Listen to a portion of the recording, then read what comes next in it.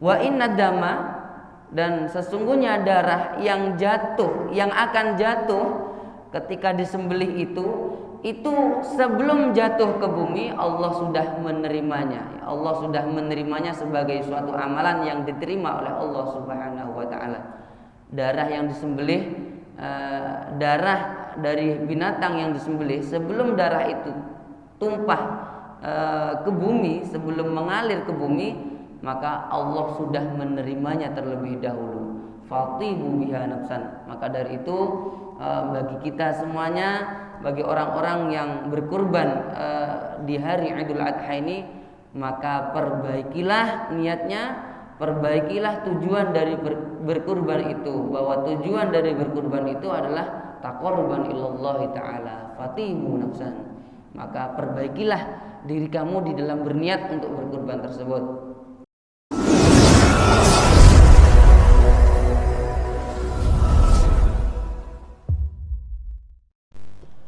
Assalamualaikum warahmatullahi wabarakatuh.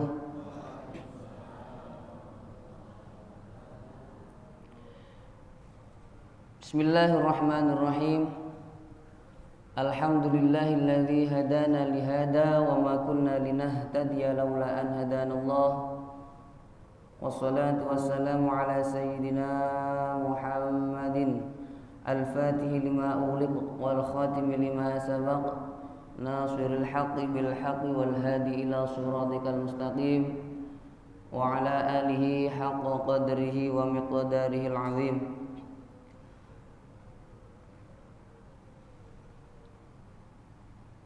Qala Allah ta'ala fi kitabihil karim. Bismillahirrahmanirrahim. Inna a'tainakal kautsar fasholli li rabbika wanhar inna syani'aka huwal abtar. Wa qala an-nabiy sallallahu alaihi wasallam, ma 'amila adamiyun min 'amalin yawman nahri ahabba ila Allah min iraqatid dam. Innaha la ta'ti yawmal qiyamati biquruniha wa ash'ariha wa adlafiha, wa inna tamala yaqa'u minallahi bimakanin qabla an yaqa'a minal ardi fatibu biha nafsan. Rawahul Hakim wa Ibnu Majah wa Tirmidzi. Bismillahirrahmanirrahim. Alhamdulillah, bersyukur kehadirat Allah Subhanahu wa taala, yang mana di pagi yang insyaallah cerah dan penuh dengan keberkahan ini, kita semuanya masih Allah berikan kesempatan, masih Allah berikan hidayah, dan tak kalah pentingnya kita masih Allah berikan yang namanya taufik. Karena apalah arti dari sebuah hidayah jika Allah tak berikan taufik?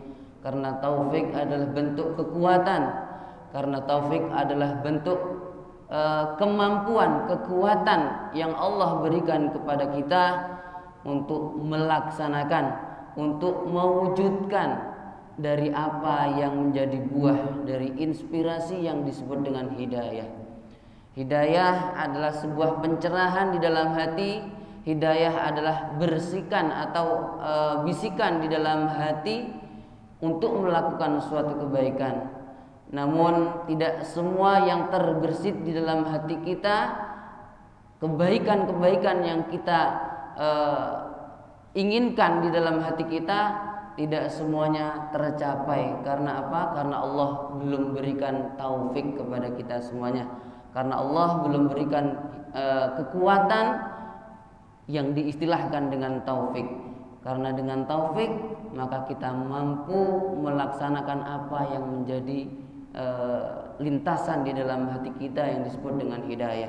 Maka dari itu, untuk segala kenikmatan, segala hidayah, segala anugerah yang kita dapatkan pada pagi hari ini, maka tiada hal yang patut kita persembahkan pertama kali kepada Allah Subhanahu wa taala, melainkan puji syukur kepadanya dengan mengucapkan alhamdulillahirabbil alamin. Ini adalah salah satu bentuk dari asyukru bil lisan. Tapi tidak berhenti di situ, kita juga harus lanjutkan asyukru bil arkan.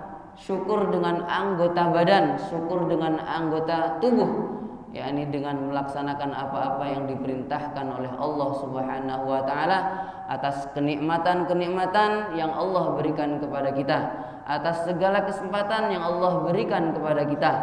Segala kesempatan, segala kenikmatan, maka cara kita mensyukurinya adalah dengan kita menikmatinya, dengan kita menggunakan kenikmatan-kenikmatan itu untuk melaksanakan apa-apa yang Allah perintahkan dan menjauhi apa-apa yang dilarang oleh Allah Subhanahu wa taala.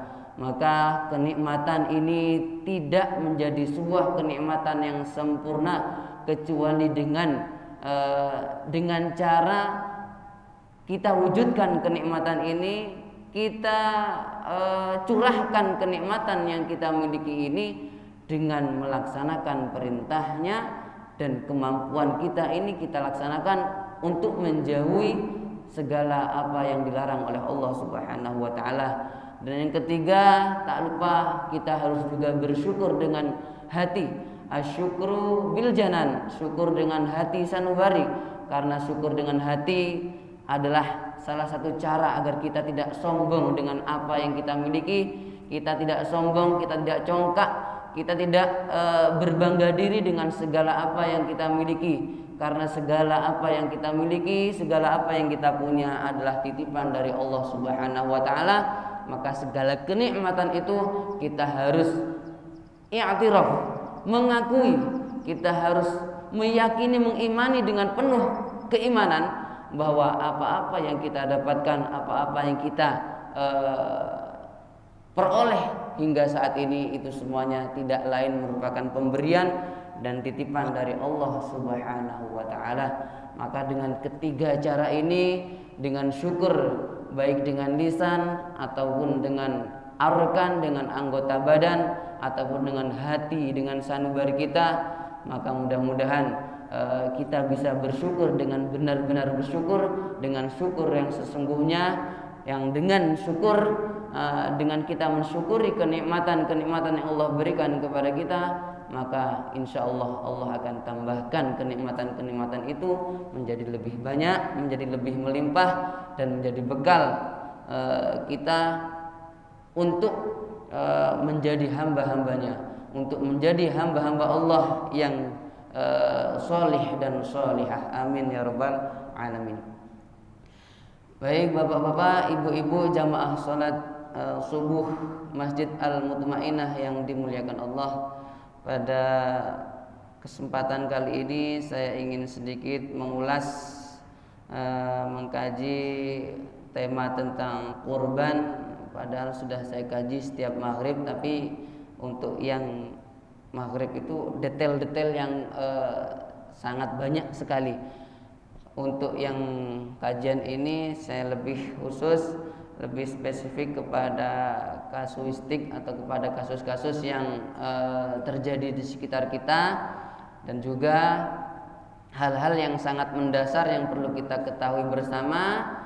Tentunya juga yang sangat penting adalah untuk diketahui bagi baik pelaksana mudhohi, orang yang berkurban, ataupun para ukala, para wakil, para panitia yang dipasrahi untuk mengelola daging kurban ini. Mengelola dalam arti entah itu memilihkan hewan kurbannya, ataupun menyembelihnya, ataupun nanti juga mendistribusikannya kepada orang-orang yang tepat, yakni para mustahiknya.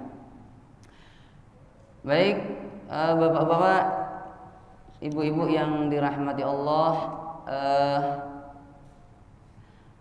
kurban ini dalam bahasa Arab atau di dalam kitabnya disebut dengan udhiyah. Saya sengaja tidak pakai kitab karena bukan tidak pakai kitab. Pakai kitab biasanya cukup 1, 2, 3 sudah kewalahan bawanya. Tapi kalau pakai laptop di sini ada ribuan file judul kitab yang sudah ada di laptop ini.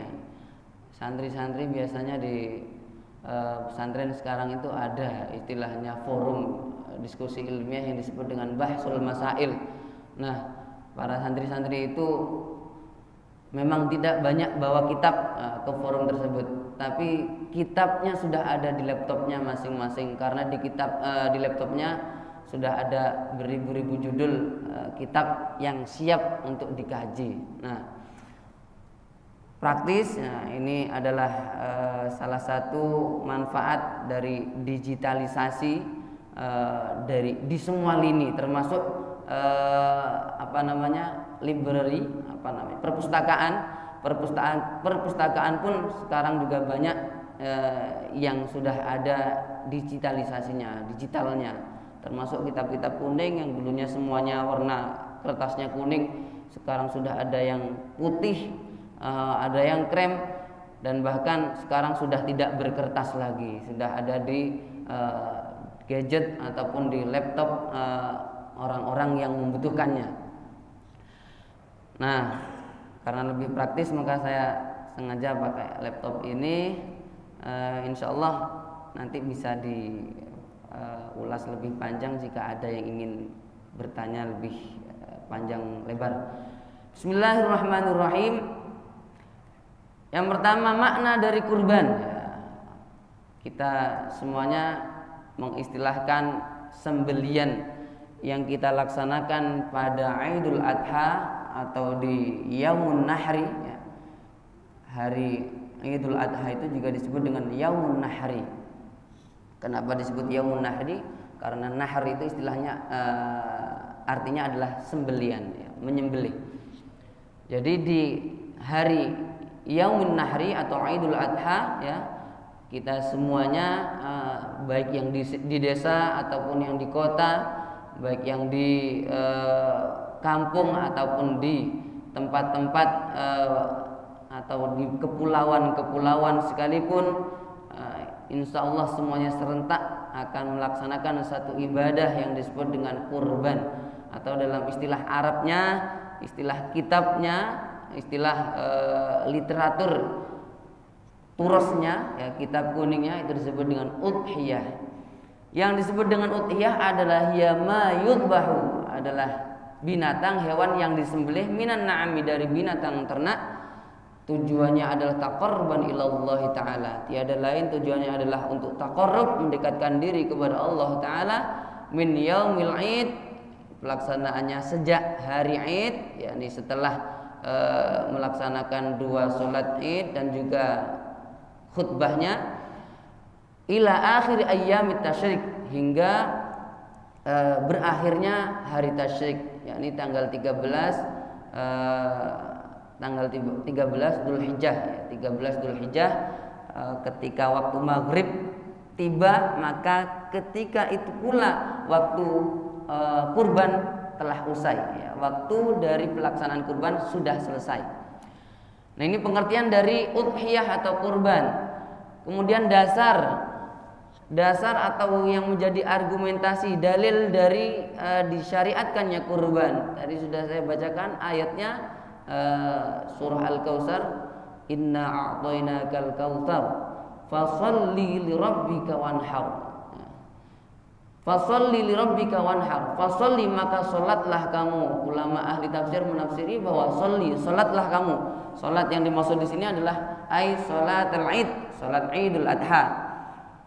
Salatlah kamu lirabbika, karena Tuhan, wanhar, dan menyembelihlah kamu. Menyembelih artinya menyembelih binatang kurban. Nah, inilah ayat yang menjadi dasar dari disyariatkannya kurban atau udhiyah. Dalam ayat yang lain juga ada di dalam surah Al-Hajj ayat 36, wal budna ja'alnaha lakum min sya'airillah.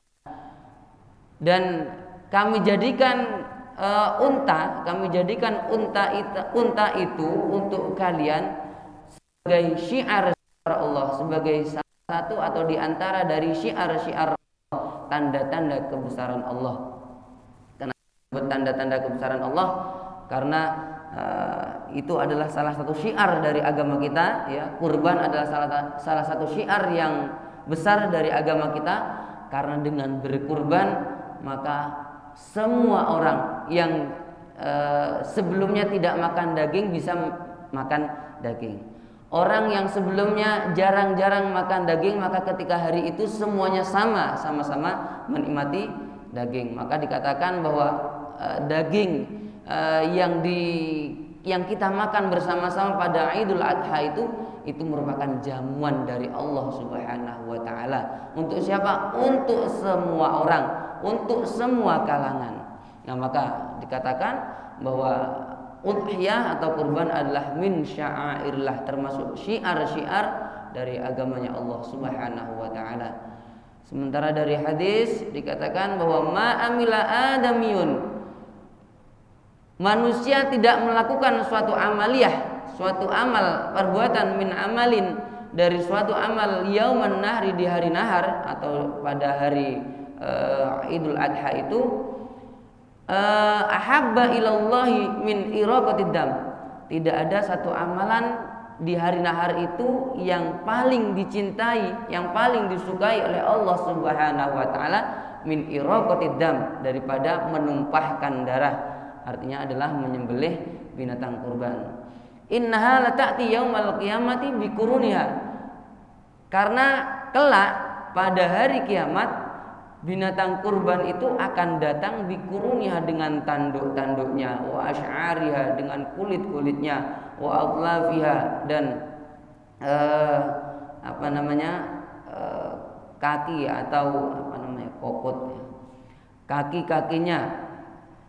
Wa inna dama, dan sesungguhnya darah yang jatuh, yang akan jatuh ketika disembelih itu sebelum jatuh ke bumi Allah sudah menerimanya. Allah sudah menerimanya sebagai suatu amalan yang diterima oleh Allah Subhanahu wa taala.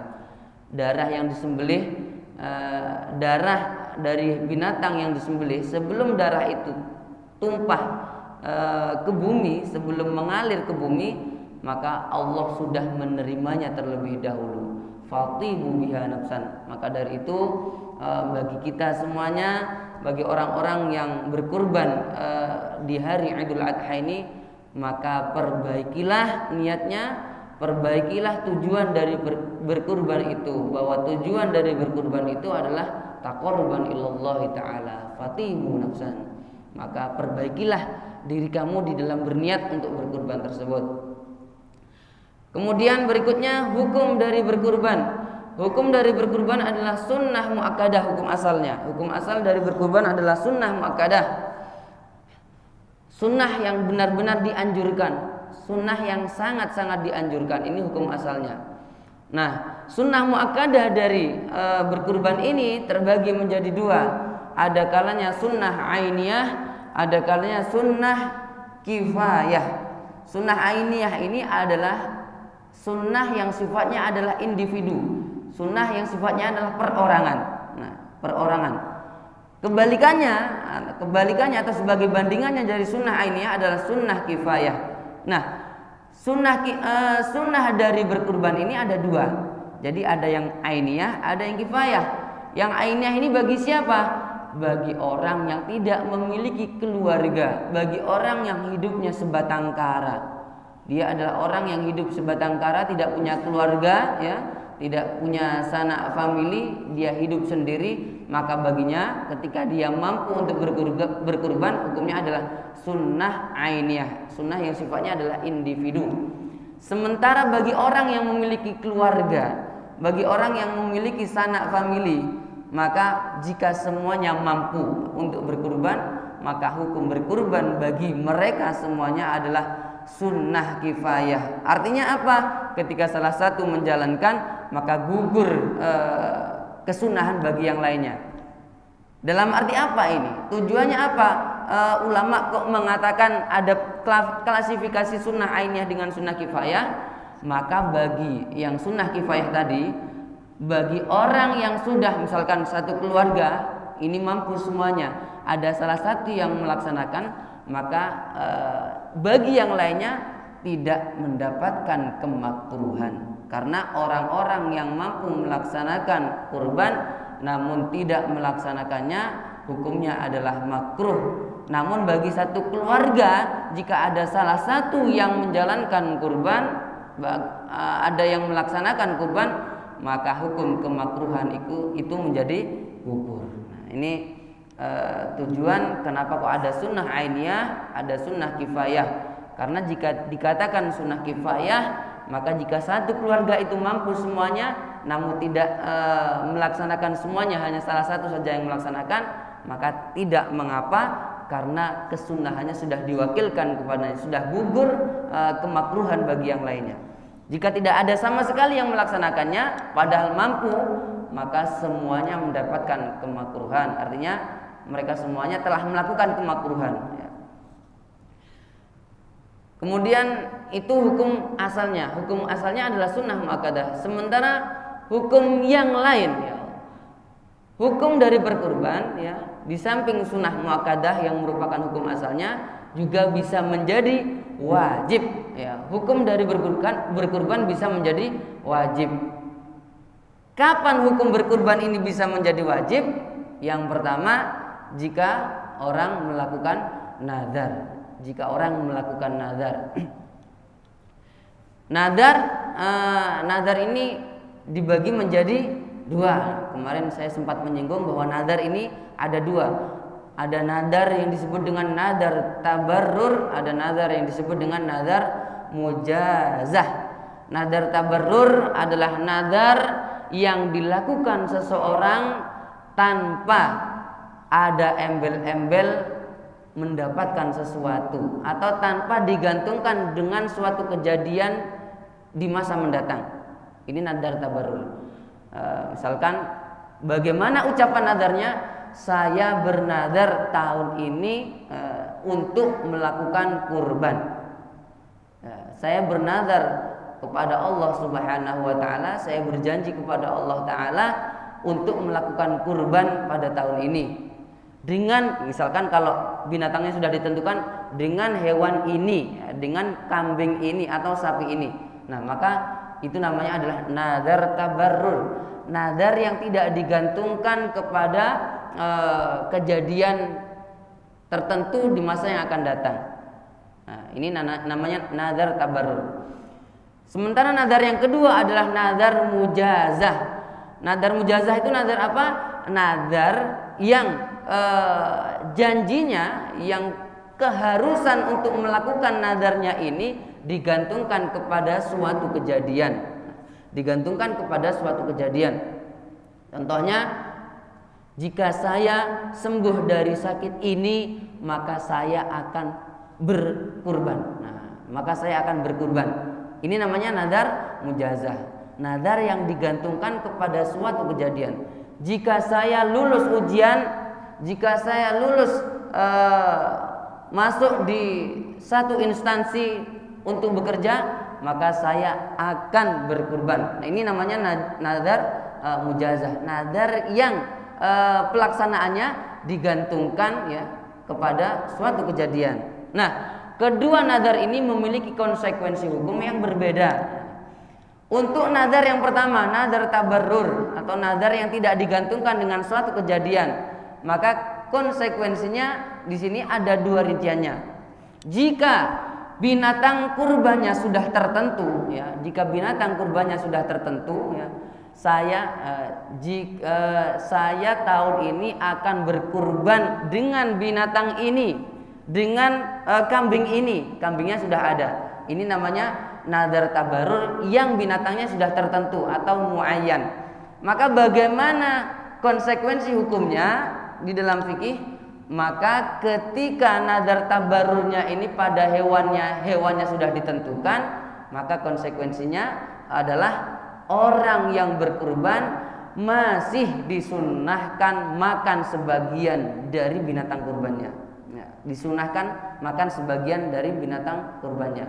Sementara yang lainnya disedekahkan kepada yang lainnya, kepada orang lain, kepada fuqara masakin, atau sebagai bentuk al-hadyu, hadiah kepada orang yang bebas. Kalau al-hadyu kepada orang kaya pun boleh. Nah, ini untuk nadar tabarur yang binatangnya muayyan atau tertentu. Untuk yang kedua, nadar tabarur, nadar yang tidak digantungkan kepada suatu kejadian yang ghair muayyan binatangnya, yang binatangnya tidak ditentukan. Jadi jika saya akan bernadar pada tahun ini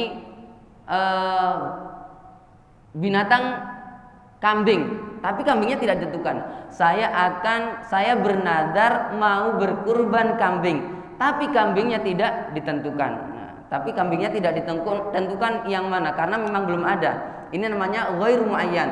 Maka bagaimana konsekuensi hukumnya di dalam fikih? Konsekuensinya berbeda dengan yang pertama tadi. Kalau yang pertama tadi dia masih disunahkan makan sebagian dari binatang kurban yang ia kurbankan, sementara untuk yang kedua ini jika binatangnya ghair muayyan, tidak tertentu, tidak ditentukan, maka wajib memberikan memberikan dagingnya kepada fuqara wa masakin. Seluruhnya wajib diberikan kepada fakir miskin. Nah, ini konsekuensi hukumnya jika nadar tabarurnya untuk binatang yang tidak tertentu, tidak ditentukan. Sementara ini nadar yang tabarur. Nadar tabarur ada dua, ada yang binatangnya muayyan, ada yang binatangnya ghair muayyan. Jika binatangnya muayyan, jika binatangnya tertentu sudah ditentukan, maka masih disunahkan makan sebagian dari binatang kurbannya. Jika binatangnya pada saat dia nadar tidak ditentukan, maka konsekuensinya dia wajib mensedekahkan seluruh dagingnya kepada fakir miskin. Ini untuk nadar tabarur. Untuk nadar mujazah, nadar yang digantungkan kepada suatu kejadian, ini juga ada dua, ada yang muayyan, ada yang ghair muayyan. Ada yang binatangnya sudah ditentukan, ada yang binatangnya tidak ditentukan. Untuk yang binatangnya sudah ditentukan pada saat dia bernadar, saya jika sembuh dari sakit saya akan berkurban kambing ini, kambingnya sudah ada. Nah, maka konsekuensi hukumnya adalah dia wajib memberikan atau wajib mensedekahkan seluruh dagingnya kepada fakir miskin. Bagaimana jika binatang yang ghair muayyan atau tidak tertentu?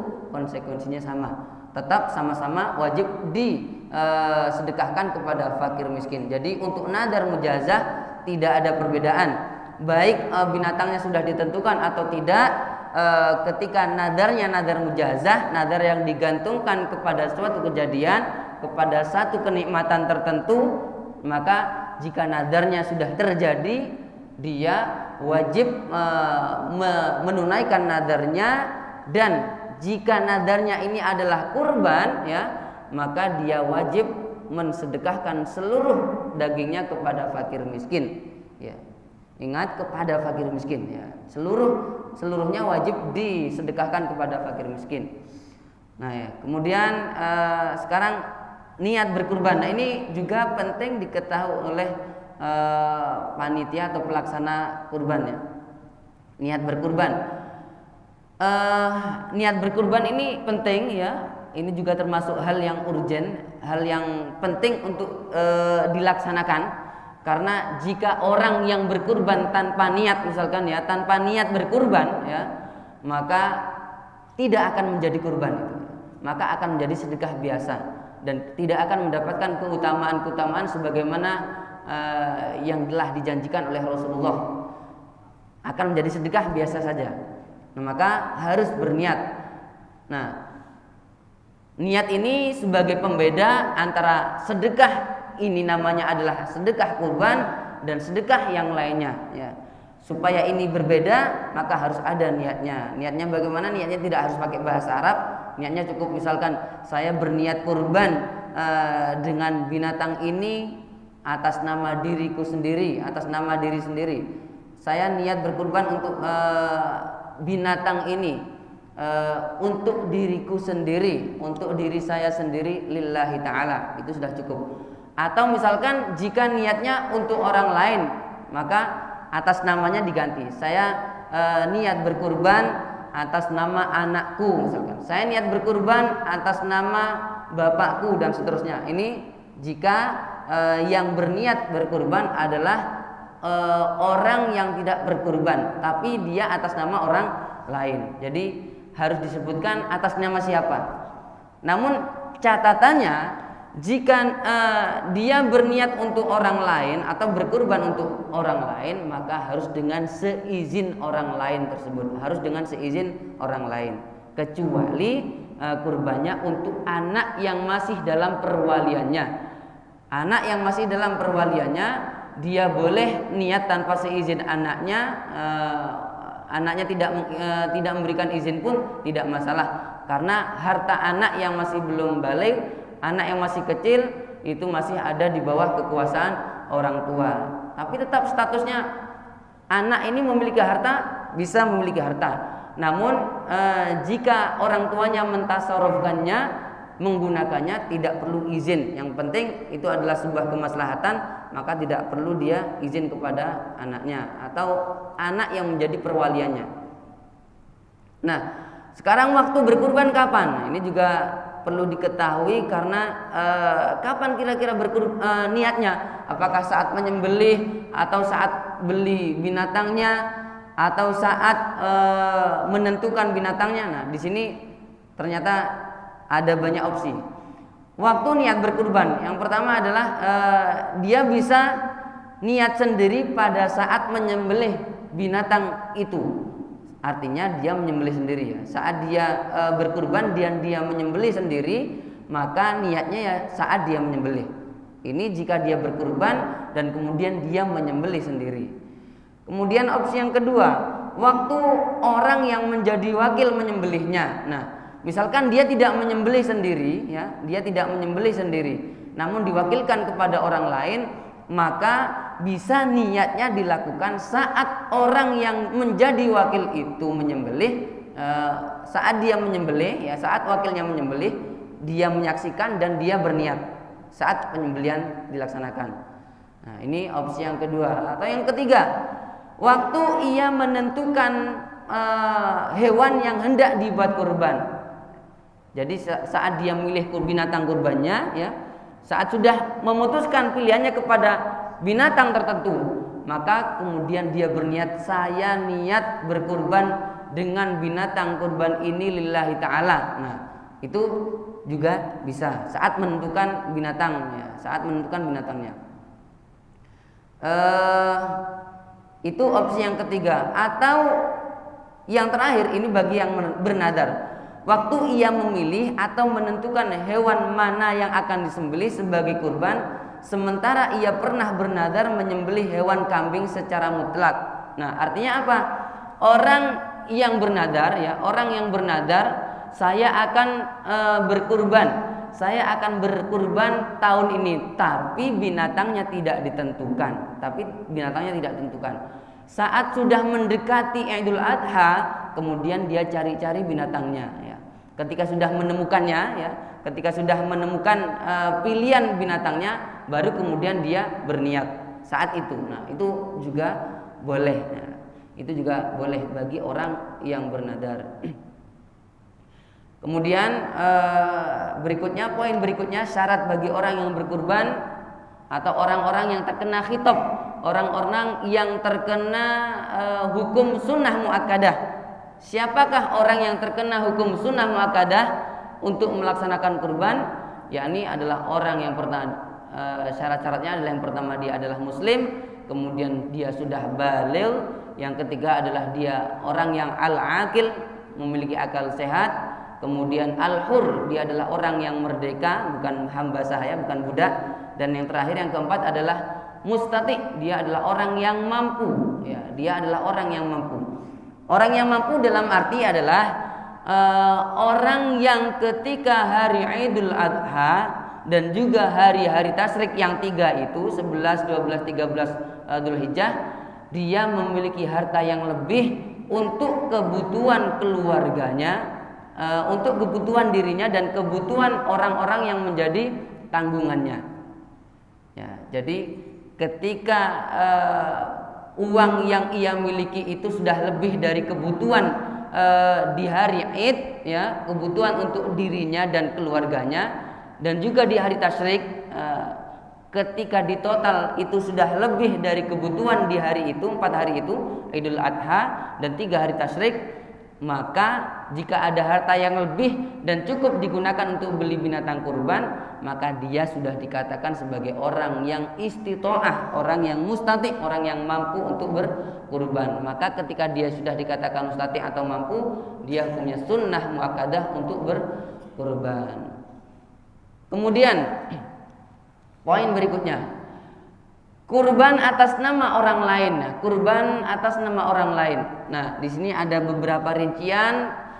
Kurban atas nama orang lain di sini ada kurban atas nama orang lain orangnya masih hidup, ada juga kurban atas nama orang lain namun orangnya sudah meninggal dunia.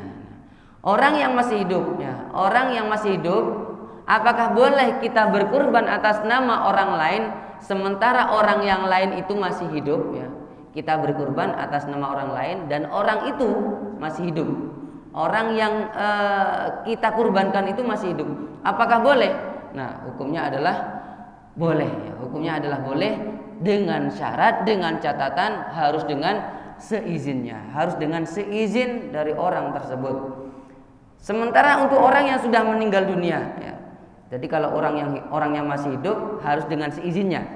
Sementara kalau orangnya sudah meninggal dunia, maka di sini ada dua pendapat di kalangan ulama.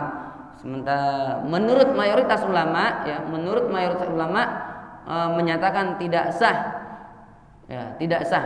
Mayoritas ulama mengatakan kurban atas nama orang yang sudah meninggal dunia itu tidak sah, kecuali ada wasiat sebelum dia meninggal dunia. Jadi kalau sebelum meninggal dunia dia wasiat, jadi dia pasti punya harta. Dia punya harta yang cukup untuk digunakan untuk berkurban. Dia sudah sakitnya lumayan parah. Kemudian dia berwasiat. Wasiatnya bagaimana? Wasiatnya saya nanti dikurbankan, ya. Saya tahun ini dikurbankan. Saya tahun ini dikurbankan, ya. Dia bilang kepada ahli warisnya, ya. Ketika dia berwasiat, ya, dan kemudian dia sebelum Idul Adha meninggal dunia, maka itu dikatakan wasiat dan harus dilaksanakan bagi ahli warisnya. Nah, untuk orang yang semacam ini, orang yang meninggal dunia yang semacam ini, maka boleh, ya, menurut mayoritas ulama boleh, bahkan wajib, ya, mengkurbankan atau kita melaksanakan kurban atas nama orang yang meninggal dunia dan dia pernah berwasiat untuk berkurban sebelum dia meninggal dunia. Atau sebelumnya, ya, kalau tidak berwasiat, dia pernah punya nadar.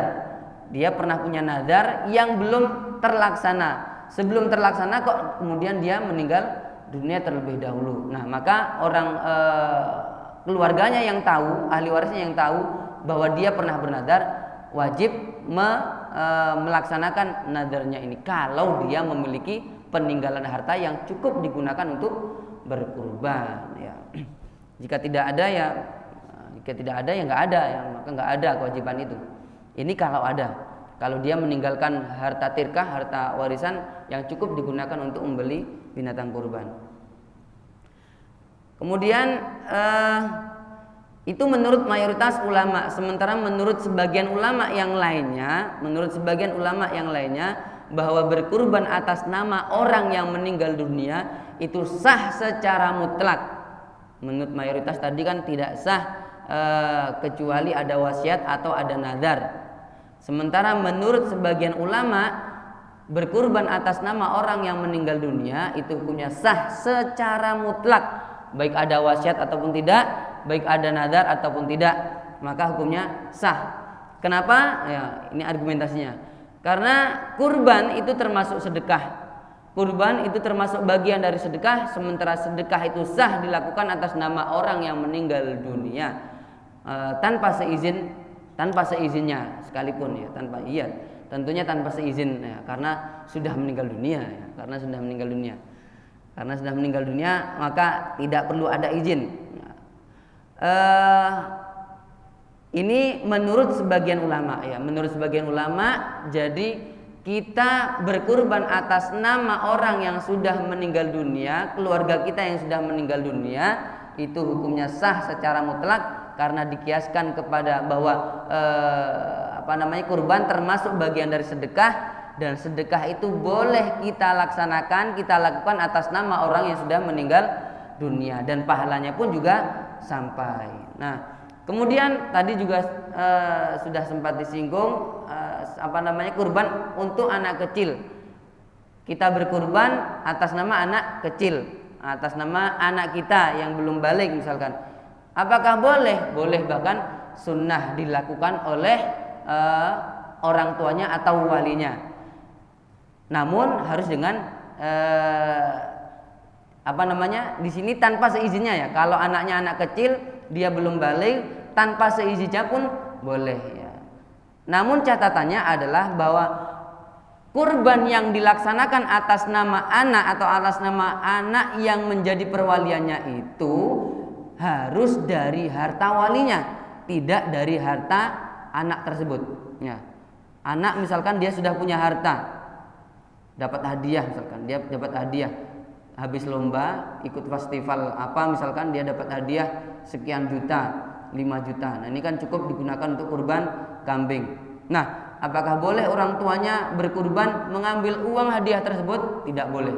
Jika memang orang tuanya berinisiatif untuk mengkurbankan atas nama anaknya, maka tetap harus dari harta orang tuanya, tidak boleh dari harta anaknya, tidak boleh dari harta anaknya. Kenapa? Karena anak itu masih belum paham ya. Anak itu masih belum paham. Kelak ketika dia sudah paham, dia akan tahu sendiri harta mau digunakan untuk apa, dia sudah mengerti sendiri. Anak yang belum paham atas hartanya ya, dia tidak boleh hartanya semena-mena, sewenang-wenang dikeluarkan hartanya oleh orang tuanya. Orang tuanya harus menjaganya atau setidak-tidaknya menggunakan untuk kemaslahatan si anak ini ya. Yang di luar nafkah ya. Kalau yang masih termasuk nafkahnya tidak boleh menggunakan harta anaknya, harus tetap menggunakan harta orang tuanya. Kemudian menyertakan orang lain dalam pahala kurban. Nah, ini yang bisa kita lakukan dan ini juga merupakan anugerah ya. Ini merupakan anugerah. Ketika kita berkurban, pahalanya kita hadiahkan kepada orang ya. Kita berkurban, pahalanya kita hadiahkan kepada orang. Status kurbannya tetap atas nama kita. Namun pahalanya kita hadiahkan kepada orang lain. Bagaimana hukumnya? Hukumnya adalah boleh ya. Hukumnya adalah boleh. Jadi mengikut sertakan orang lain ke dalam kurbannya, kepada pahala kurbannya, itu hukumnya adalah boleh. Tapi status kurbannya tetap atas nama kita. Hanya pahalanya saja. Ini pernah dilakukan oleh Rasulullah SAW. Jadi Nabi pernah berkurban, beliau mengatasnamakan atau menghadiahkan kurbannya kepada umat Islam seluruhnya. Ya, umat Islam seluruhnya. Nah, ini yang menjadi dasar kebolehan mengikut sertakan orang lain ke dalam pahala kurban yang kita lakukan. Nah, kemudian berikutnya pembagian daging kurban. Ya, pembagian daging kurban. Nah, di sini ada 2 poin yang perlu kita ingat, bahwa kurban ada dua macam. Yang pertama adalah kurban sunnah, yang kedua adalah kurban wajib. Untuk kurban sunnah maka ada 3 opsi pentasarufannya, atau ada 3 cara mendistribusikannya. Yang pertama adalah al-aklu, yang kedua at-tasadduq, yang ketiga adalah ihda. Al-aklu adalah makan artinya dimakan sendiri bagi orang yang berkurban. Yang kedua adalah tasadduq, mensedekahkan kepada fakir miskin. Yang ketiga adalah ihda, menghadiahkan. Nah, menghadiahkan ini kepada siapapun, yang kaya pun boleh kita hadiahi binatang kurban. Untuk kurban sunnah maka distribusinya bisa kita laksanakan 3-tiganya ini. Jadi sebagiannya kita makan sendiri ya, sebagiannya kita makan sendiri. Menurut Imam Syafi'i ya, itu boleh setengahnya, ini menurut qaul qadimnya beliau, atau sepertiganya, ini menurut qaul jadidnya beliau. Beliau mengatakan bahwa orang yang berkurban boleh makan dan menyimpan daging kurbannya ya itu setengah, atau kalau menurut kaul jadidnya beliau adalah sepertiga, ya, sepertiga dari daging kurban yang ia lakukan itu, yang ia kurbankan. Jadi orang yang melakukan kurban boleh makan sepertiga atau menyimpannya. Kemudian yang lainnya atasoduk, disedekahkan, harus disedekahkan kepada fakir miskin. Nah, atasoduk atau mensedekahkan ini hukumnya adalah wajib, adalah sebuah keharusan.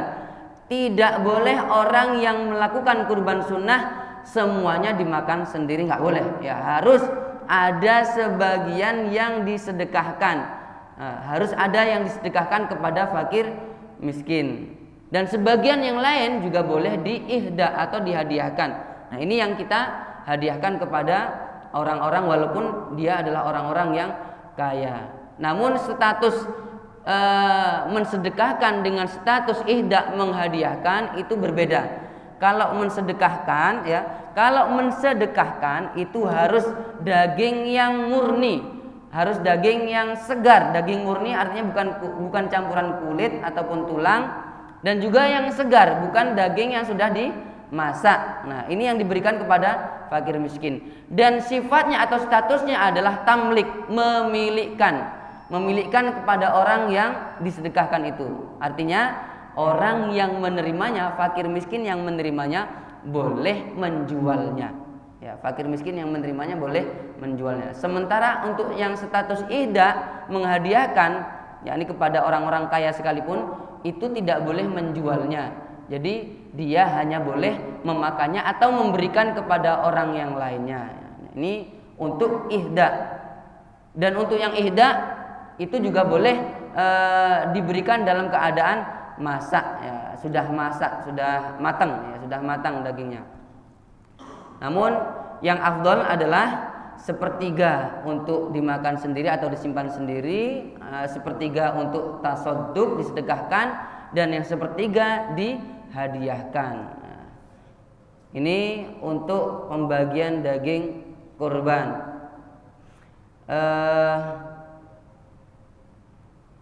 Sebenarnya masih banyak ya tentang permasalahan atau kasus-kasus tentang kurban ini yang saya ingin saya sampaikan yang terkait dengan panitia ya, yang terkait dengan panitia, bahwa panitia itu statusnya adalah wakil ya. Panitia itu statusnya adalah wakil dari mudhohi, dari orang yang berkurban ya. Apakah boleh mewakilkan? Boleh, karena kurban termasuk ibadah yang sifatnya adalah maliyah, sifatnya adalah mal, sifatnya adalah harta. Ibadah yang sifatnya adalah maliyah atau harta itu boleh diwakilkan, seperti zakat, kafarat ataupun berkurban. Nah, untuk ibadah yang tidak boleh diwakilkan adalah ibadah yang sifatnya adalah badaniyah mahdoh, seperti sholat yang sifatnya ibadah badaniyah murni, itu tidak boleh diwakilkan. Kemudian ada yang campuran seperti haji, antara maliyah dengan badaniyah. Jadi ada sifatnya badan, ada yang sifatnya mal, harta. Nah, ini boleh diwakilkan jika dalam keadaan darurat ya, jika dalam keadaan darurat.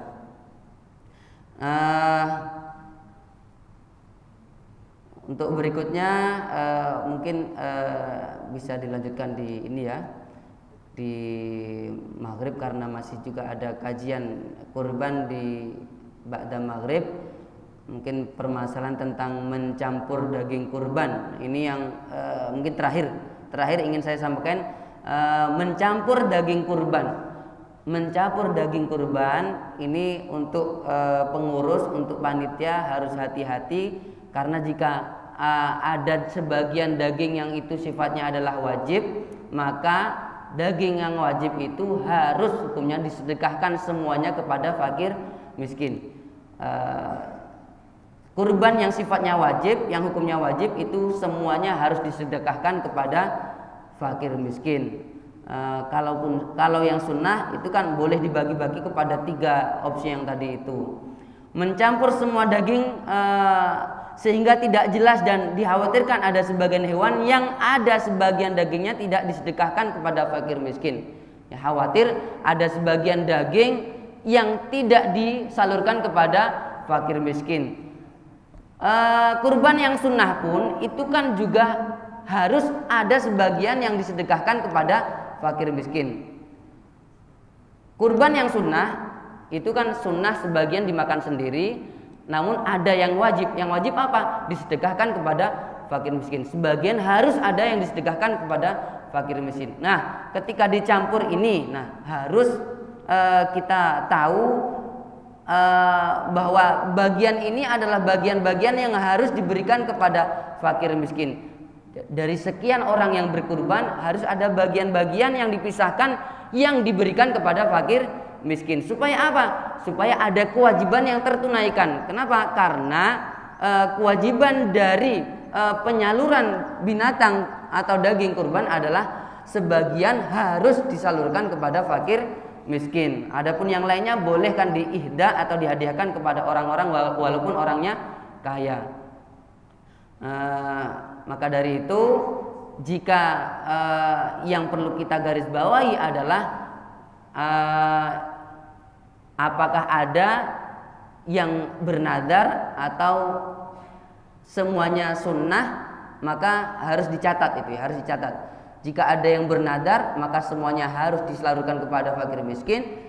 Namun untuk yang sunnah-sunnah ini semuanya bagian dari kurban, misalkan ada 10 binatang kurban, maka masing-masing dari bagian yang 10 ini semuanya harus ada yang diambil, yang dikhususkan dibagikan kepada fakir miskin. Karena kewajibannya adalah harus ada yang tersalurkan kepada fakir miskin. Mungkin ini saja catatan bagi saya, walaupun sebenarnya masih ada hal-hal yang perlu diketahui, tapi bisa kita lanjutkan di kajian ba'da maghrib.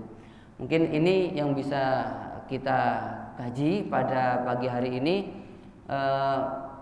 Barangkali cukup atau mungkin ada yang perlu ditanyakan atau dilanjutkan di maghrib saja. Oke, cukup. Jika dirasa cukup, maka mari kita tutup kajian ini dengan kafaratul majelis. Bismillahirrahmanirrahim. Subhanakallahumma wa bihamdika asyhadu an la ilaha illa anta astaghfiruka wa atubu ilaik. Demikian kajian pada pagi hari ini, kurang lebihnya mohon maaf. Allahumma fiq ila hukmi thariq wal afa minkum. Assalamualaikum warahmatullahi wabarakatuh.